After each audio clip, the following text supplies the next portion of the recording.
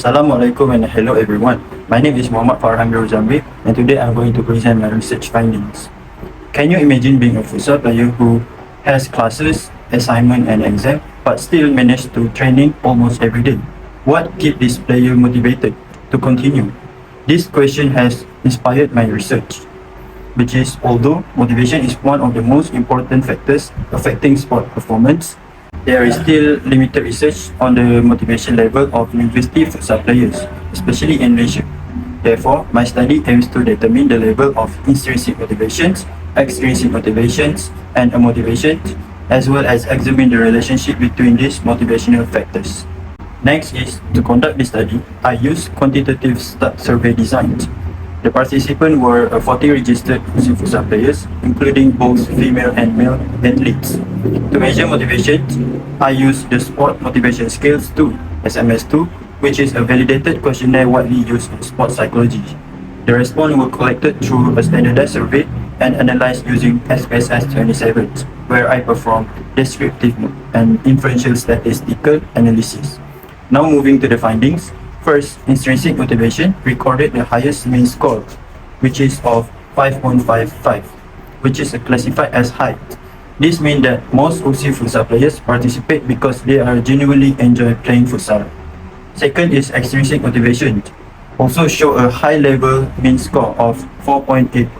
This indicates that external factors such as recognition, praise, team selection and rewards also motivate the players. Lastly, a motivation had moderate mean score of 3.38.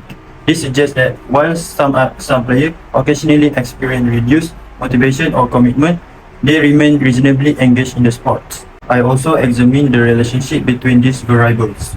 The strongest relationship was between intrinsic motivation and amotivation, which is with a correlation coefficient of negative 0.491.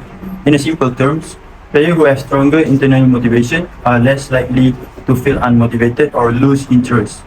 Meanwhile, for intrinsic motivation and extrinsic motivation relation, it shows a weak positive relationship, meaning that internal passion and external rewards can work together rather than compete with each other. Finally, for extrinsic motivation and amotivation, it shows a weak positive relationship, suggesting that relying too much on external reward may slightly increase the risk of losing motivation. Based on this finding, I can conclude that UPSI futsal players are generally highly motivated, especially through intrinsic motivation. This highlights the importance of creating an environment where athletes enjoy training, continue developing their skills, and feel personally connected to the sports, not only motivated by rewards or recognition. For coaches and the UPSI Sports Centers, this finding can help in designing training programs that strengthen internal motivation, while also identifying players who may be at risk of becoming demotivated. In conclusion, motivation plays a vital role in maintaining athletes' commitment, performance, and long-term participation in futsal.